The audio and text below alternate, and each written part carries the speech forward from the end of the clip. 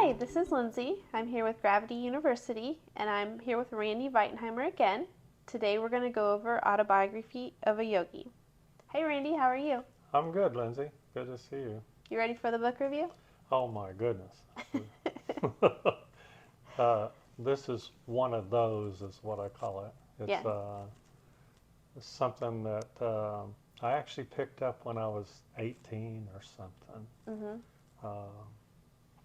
Very interesting. I was in California, and it was hippie days, and there were people walking along the street passing out the Bhagavad Gita. Plus, you got a free meal with that one. Oh wow. And and Autobiography of a Yogi was something that was kind of talked about in the hippie culture. So, So were you visiting his estate in California? Is that how you found out about ah, Yogananda? I was all over that area, and I didn't go in, but I saw it. Encinitas, California is where the facility is, and it's just been a place that people go to learn and find out things.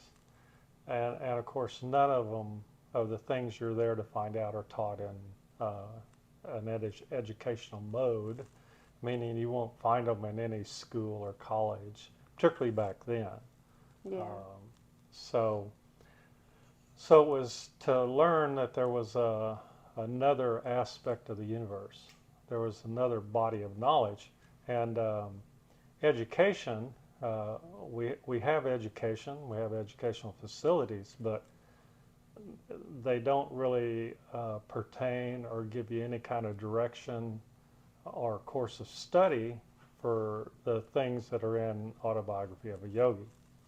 And so that body of knowledge then became something that more or less disappeared after the 20s in the United States.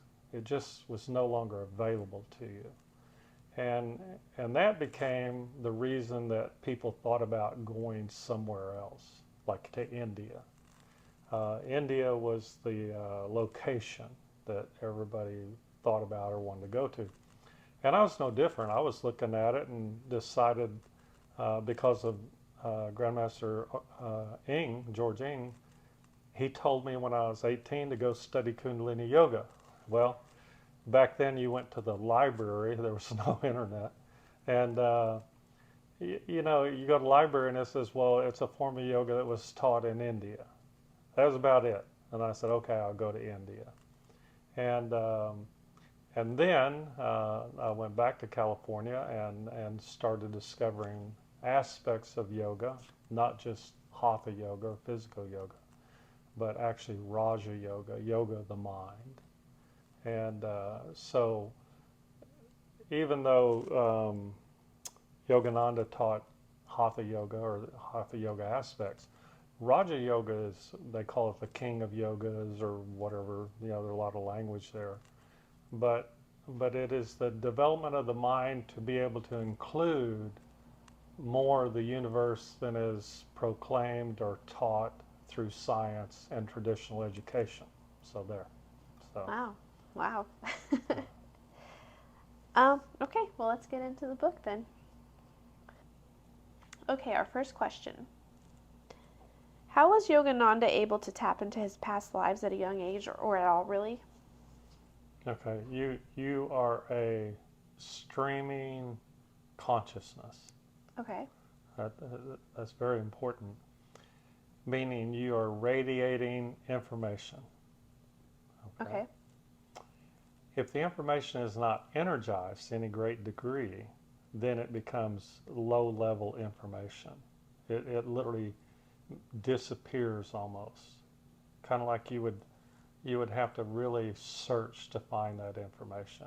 Okay. Like, what were you doing when you were 7 years old you see what I'm on a Thursday, blah, blah, blah. What'd you have for dinner? That's low-level information. It's not energized. It doesn't mean it doesn't exist. So when you stream information, most people don't have access to the information they're streaming.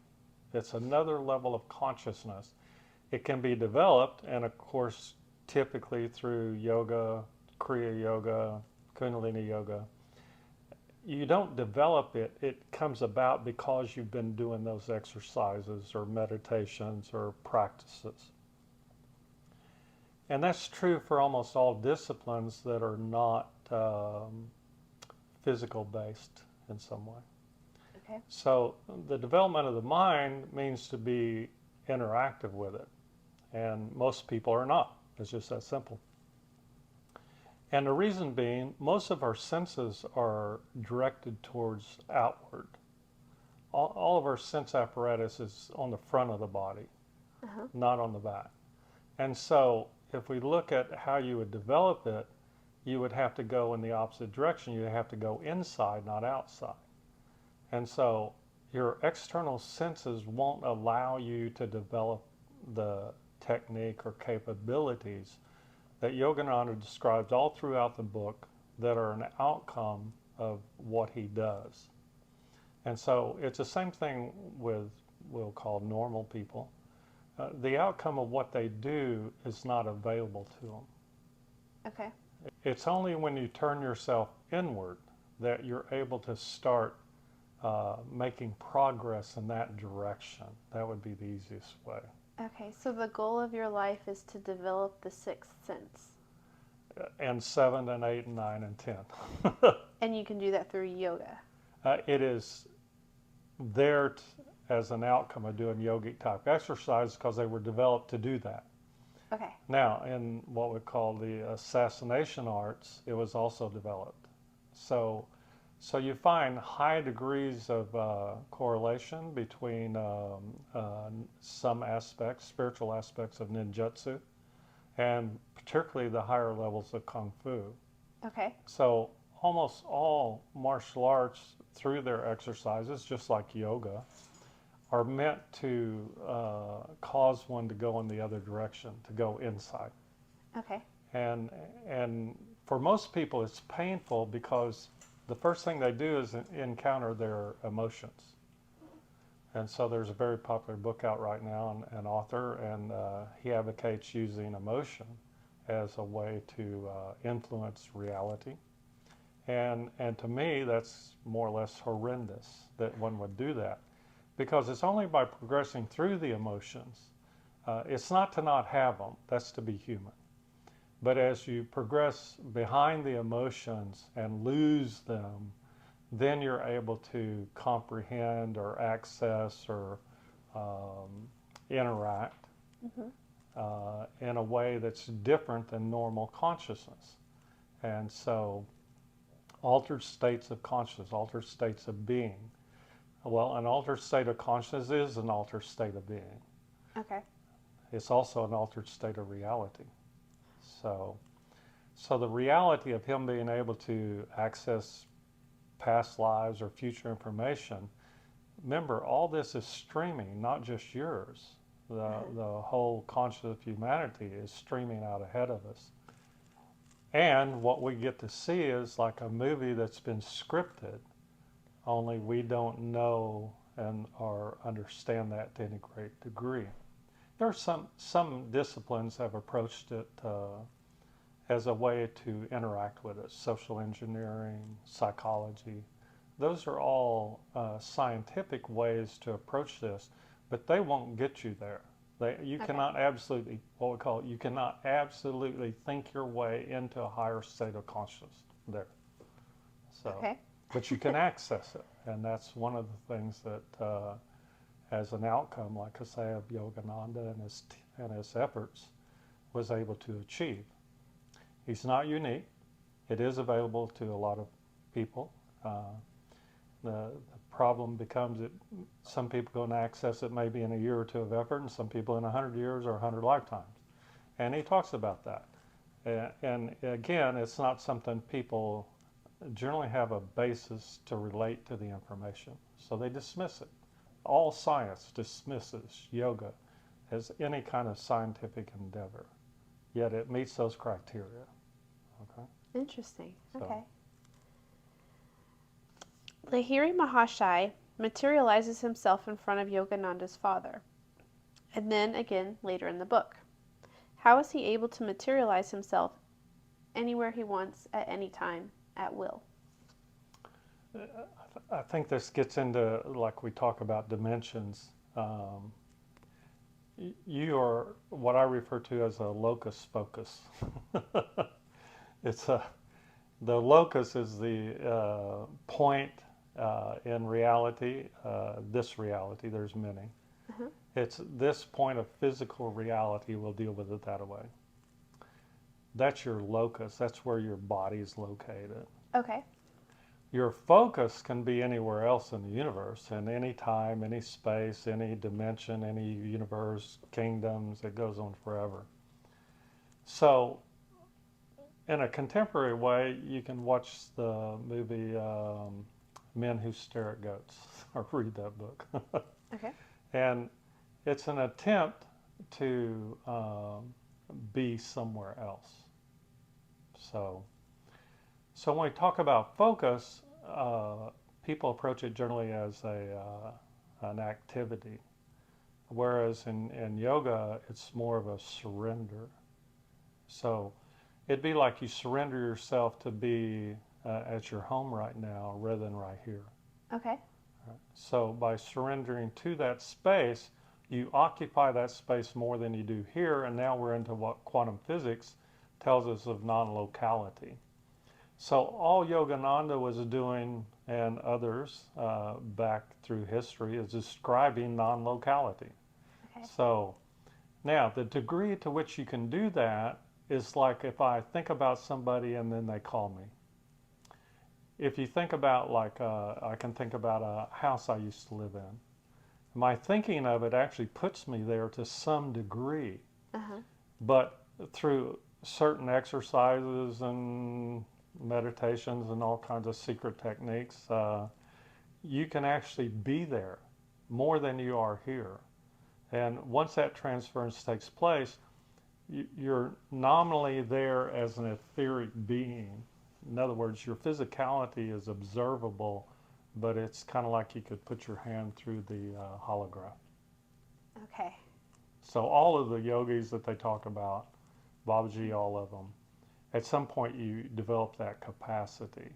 The sense that somebody's looking at you or thinking about you or staring at you. Uh-huh. We have it as, in martial arts, we call it proximity sense. And again, it's very hard to find a teacher. I just happen to have 2 or 3 really good teachers of it. Because without proximity sense, you're basically blind to all these forces in the universe. Okay. Not taught through science, although there is a science to it. So you developed your skills in martial arts first, and then you went into the ashram for several years? Going to martial arts and then going to Kundalini Yoga or any yoga, yoga is an aspect of martial arts. And if you want to go historically all the way back to the Bon Po, the Bon Po were theoretically a race or group of beings that could go in and out of being physical. Okay. So there's a lot of stuff in yoga and martial arts that relates to that. The ability to bilocate. Okay. That's what they call it. But why not trilocate? Why not appear to people? Yeah. And the answer is like, well, is that possible? Yes, because we have all kinds of references to it. Somebody appearing to a group of people or on the road to Damascus or something. So those historical references are actually accurate. They have energy behind them. Remember what we said about stream of consciousness? So they actually occupy a space in our minds and resonate with us because we recognize there's some reality there. Okay. So. Well, so Yogananda talks about Hatha Yoga. He talks about Raja Yoga, Kriya Yoga. Mm-hmm. Which one's the best yoga?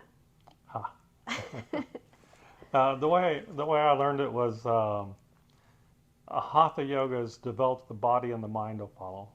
Okay. Raja Yoga was developed the mind and the body will follow. So Hatha Yoga, the path is long. Okay. Raja Yoga, the path is shorter. Okay. Now, anytime you shorten time, you increase intensity. Okay. And so transformation, true transformation of the body or the mind or the consciousness any kind of accelerated rate is painful. That's the only way to describe it. And so, to a great degree, if somebody said, well, why study martial arts? It's like, or yoga or Kundalini yoga, or particularly Kriya yoga, it's even worse as far as the amount of pain it can generate. And remember the emotions? So pain as an emotion is something we learn to get rid of. It's one of the requirements in martial arts of advancement, is that you learn that pain has no meaning, right? So the yogis, the Buddhist monks, the Shaolin monks, do they all end up going to the same place? No, but they access the information from what would be called different gates or different doors. Okay. So it's kind of like, where do you find the information? You find it in a palace, you find it in the dirt, you find it in a book. I always found the information in books, and then spiritual teachers, martial arts teachers, people like that. Because each of those, as a person or as an object, represents an accumulation of information, and behind it, remember the energy, that makes it not only accessible, but makes it where you want to learn more. Okay. So I have a book written in 1916 on the sun salutation. It's a hatha yoga exercise. And the book basically says that over a period of about 2 to 3 years, you can learn to do a sun salutation. Okay. Oh, okay. Or you can go to YMCA or somewhere and learn it in, 15 minutes. And the answer is, you may have learned the movements, but you didn't learn the outcome of those movements. Okay. And there's the difference. Each of these little exercises has a body of knowledge or information attached to it. And that's why we say, if you do hatha, it takes a long time. If you combine hatha with pranayama, breathing, and with a focus, which is raja, and just keep going and add in all these other ones, then you find your pace of advancement is vastly increased. And remember the pain thing? Right. So the pain comes from separation of the self from what we would call local reality. Okay. And going into non-local reality opens up the entire universe. It's not ascension. It's not any kind of like enlightenment. They apply terms to this, but people that do that really don't understand what's going on, my opinion. Would you like to explain dimensionality to the viewers? Instead of using dimensionality, use the term intersections. Okay. So humans have, let's say, 30 intersections. Animals have less than that. Okay. When you're born, let's say you have full complement. When you die, you have less. You have less dimensionality. And the language we use is you fade away, or you go away, or you disappear. Where? It's one of those jokes, no matter where you go, there you are. So dimensionality is like that. It's intersections of time and space and energy. And I think in a previous conversation we said it's energy and consciousness and space. So space, time, and energy, and here we go again with that stream of consciousness that we're in the middle of. So you're ongoing. It's like, even if you're without your physical body, and we know that because when you sleep, you dream. Yes. So you're without your physical body. You're not without your senses. But your senses, remember, are rotated, we'll call it, towards the physical reality we exist in, which is not the complete reality or all the realities that exist.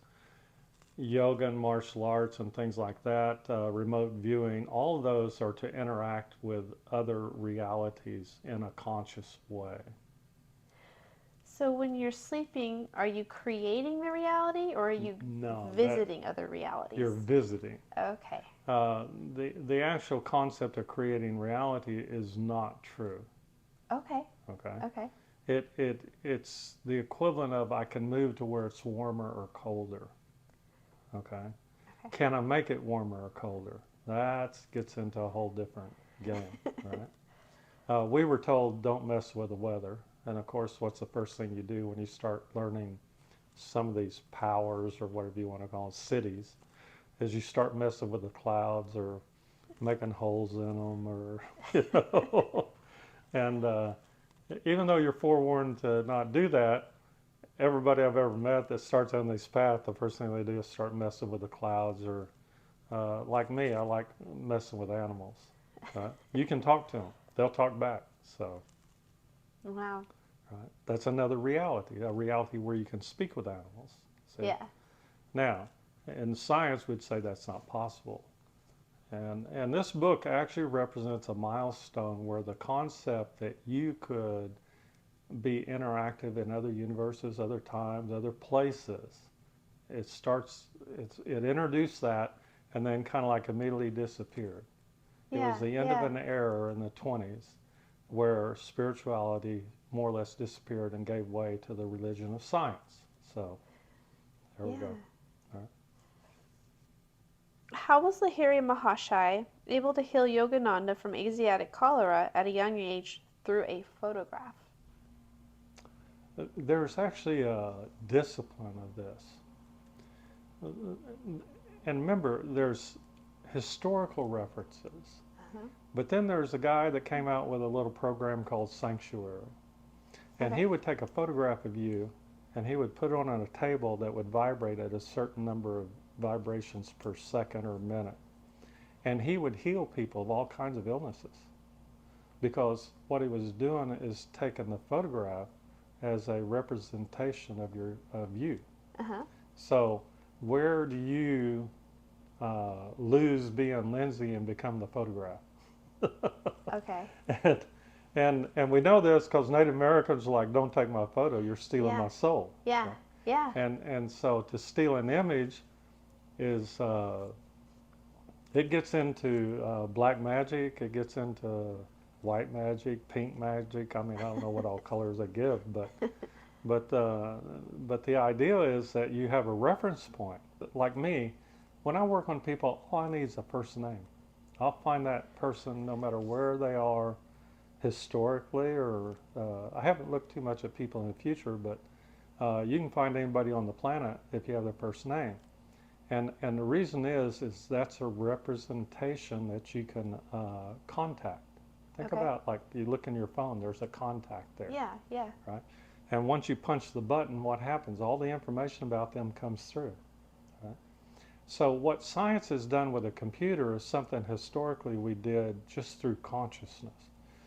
That's why sometimes I say I'm a dinosaur. I learned the old ways. I didn't learn computers. So. Gangadhar Babu was the photographer who took pictures of Lahiri Mahashai.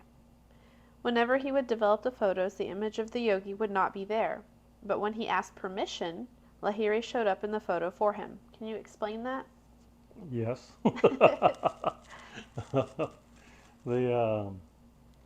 The ability to modulate your own information or energy field is one of the techniques and one of the practices you learn in super secret martial arts and some of the advanced yogic traditions. Mm-hmm. So you literally modulate your presence. Remember locus and focus? Uh-huh. You go out of focus. Okay. I've taught it to some special forces people as a way to become invisible. Okay. And it works. You just shrink your energy field to where people have no knowledge of you being there. Yeah. I did it on the streets of Georgetown one day in a crowd. And this girl, several girls were talking. And one of them literally just leaned against me like I was a fence post because I collapsed my information field. Wow. And then, of course, making funnies, I popped it back out into existence. And she screamed, and, and her friends are wide-eyed. It's like, where did you come from? Well, I was there all along. Yeah. And that gets into, we don't know, unless we go into the esoteric, that it's an extremely well-populated universe and other dimensions, realities, and on and on and on. Yeah. Right? Yeah. So. How can one achieve the same relationship that Yogananda did with the Cosmic Mother? He was able to will 2 kites to himself at a young age, and that's very impressive. One of the things that happens, again, in martial arts and in yoga too, is you start developing a denser interactiveness. Okay. So even a touch or a look contains more information, more energy than a normal person. Okay. In martial arts, it's called developing the weight of an assassin's eyes. The weight of an assassin's eyes. And what that means is if you look at a person, you're placing a weight on them like you'd place your hand on their shoulder or something. Okay. Right? Now, if you do that with also, let's say, malicious intent, boy, people are like immediately, this goes back to that idea of a proximity sense. And again, it's an art form that's not really taught anymore. Mm-hmm. So the idea of a inanimate object is that there's not really a lot to grab onto if you're going to be interactive with it at a distance. Okay. If it's a person, there's a lot more to grab onto there. So you're more likely to be able to think about your mother or your child or something and make a connection than you are with an object you've had.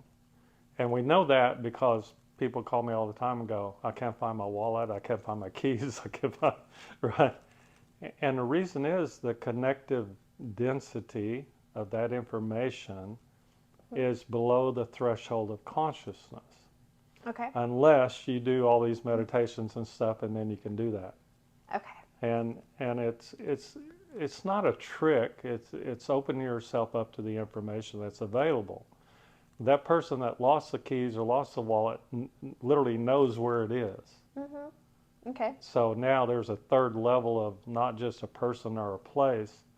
It's a thing, like an idea or a thought or a memory. And so that's why you can access all three of those to some degree. So does what Rumi says, what you seek is seeking you, is that true? That gets into what's called an affinity bond. Okay. If I make a statement like, I want to find a girlfriend, okay? Well, I want to find a blonde girlfriend, a dark-haired girlfriend, a redhead. You see, so the more specific you becomes is a process of elimination of everything else. Okay. And so your affinity bond becomes more focused, right?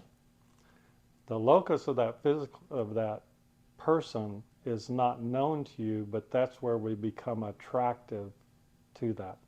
That's why we don't really create reality. We can attract it according to information density theory and energy density.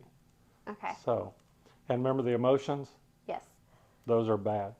Okay? Oh, okay. Because if you use an emotion to attract somebody, then you're not able to sustain the relationship over a period of time, which gets into a whole deal. Okay. All right? Interesting. Yeah.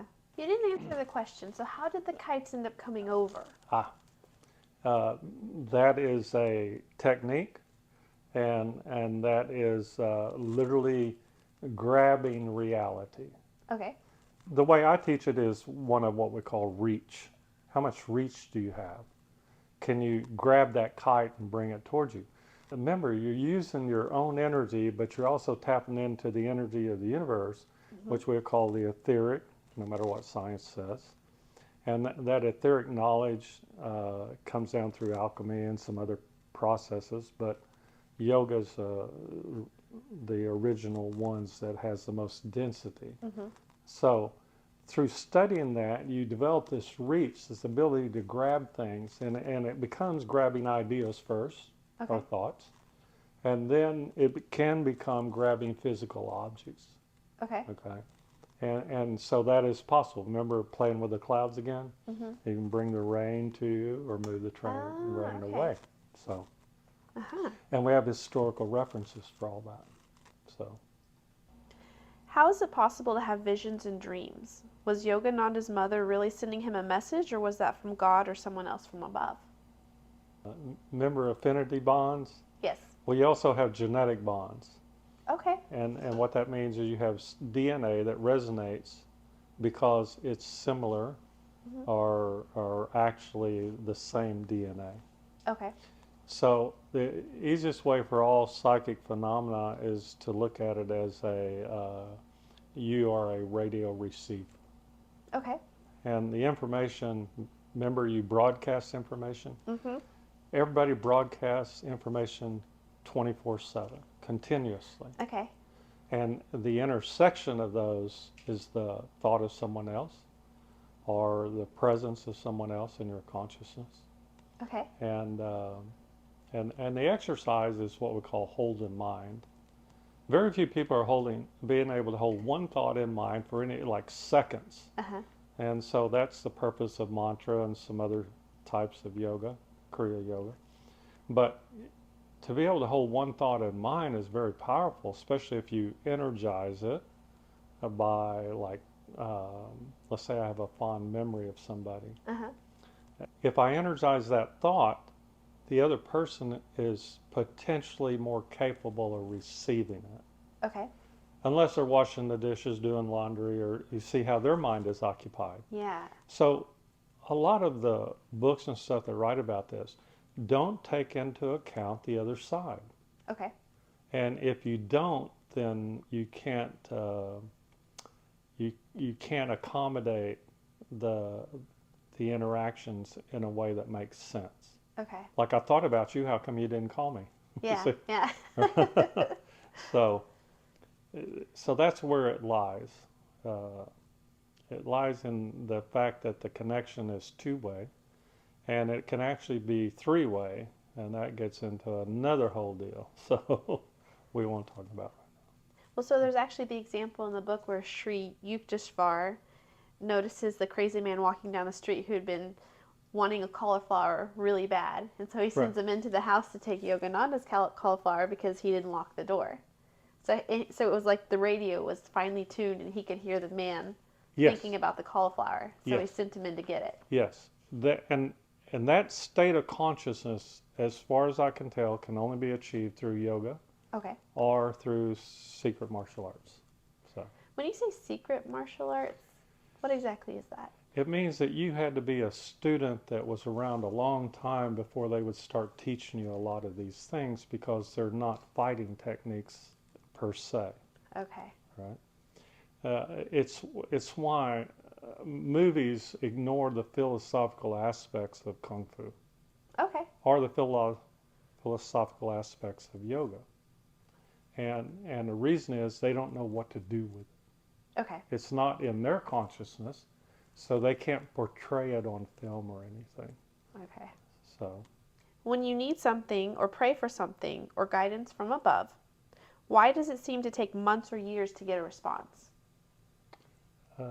time is not a part of that equation. Okay, that makes sense. Right. One of the things I did 20, 30 years ago was divide time and space up. I tried to have this conversation with some scientists, and it was only the Russian scientists, by the way, that were like, oh yeah, that makes sense, right? The American scientists are like, you're nuts, and that is that space is aspected, and the other thing is time is aspected.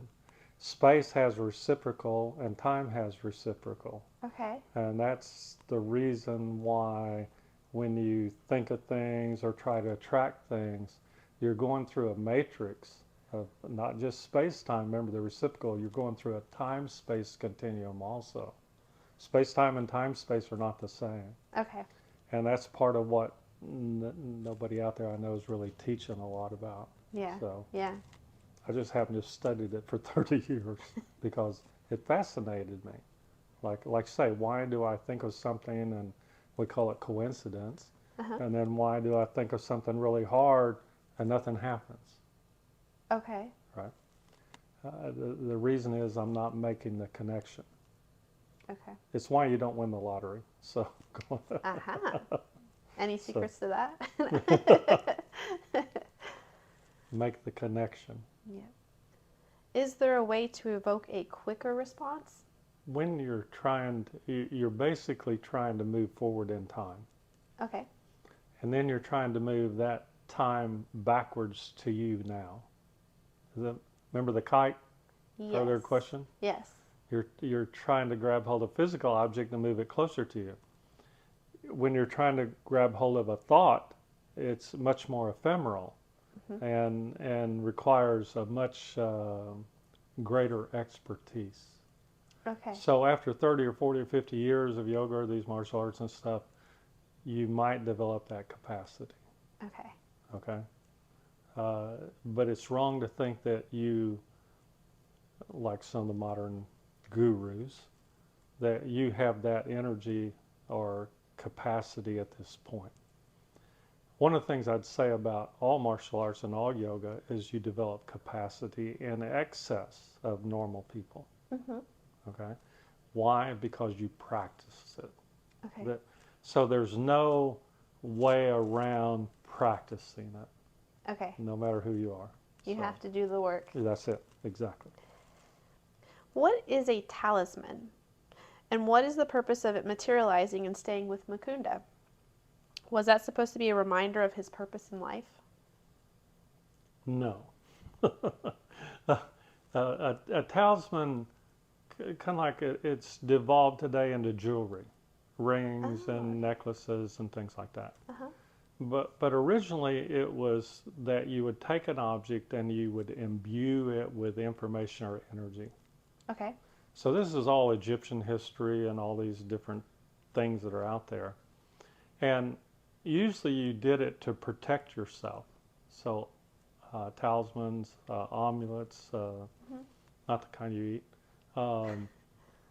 they were meant to provide a focus, right, and a locus for maintaining or holding information or an idea or a mindset. Okay. Okay, and some of them they radiate. There's so much energy has been put into them that they turn around and radiate across time and space. So that's why some treasures are what I call evident in the universe, because they radiate so much energy that's been put into them, especially if they accumulated them under duress. Oh, okay. In other words, they killed people and stole their goods, and then Yeah. those became what we call grave goods. And you have all these people around the world go looking for graves. Why? Because they radiate that energy still. It's where we get the origin of curses, too, and spells. So talismans were a protection, a defense against all that. So talismans to this day still work in terms of protection? They know. There's very few people that know how to imbue, that's the language, an object with information or energy. Okay. Right. People do it on the most minute scale. It's kind of like if I handed you an ink pen and said, "Here, it's a present." And then you get ready to leave and you go, "Where's my ink pen?" Now, where did it go from being my ink pen or a ink pen to your ink pen? It's usually because of an energy exchange. I bought it, somebody gave it to me, things like that. So here we are all the way back to energy again, the energy and information.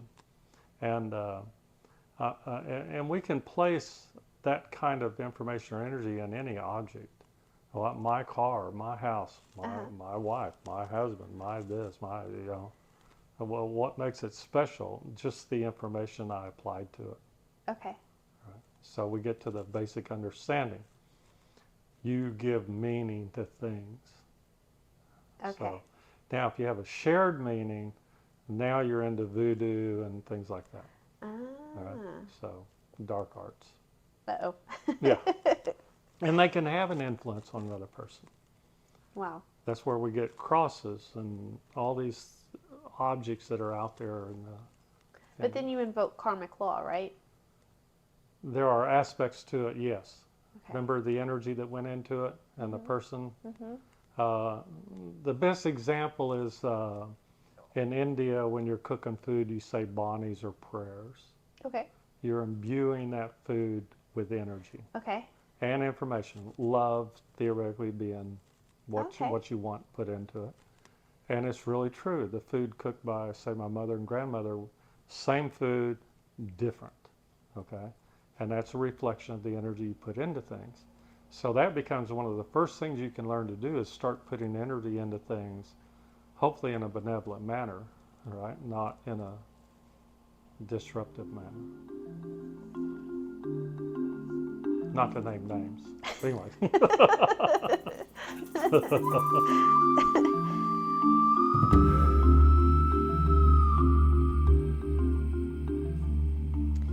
Do reincarnated lives move forward from previous lives? So are you always moving forward, or can you go backwards? Then what's the point of enlightenment? Okay, so what's the point of reincarnation? Do your yoga. That's what I would say. Okay. And read the book.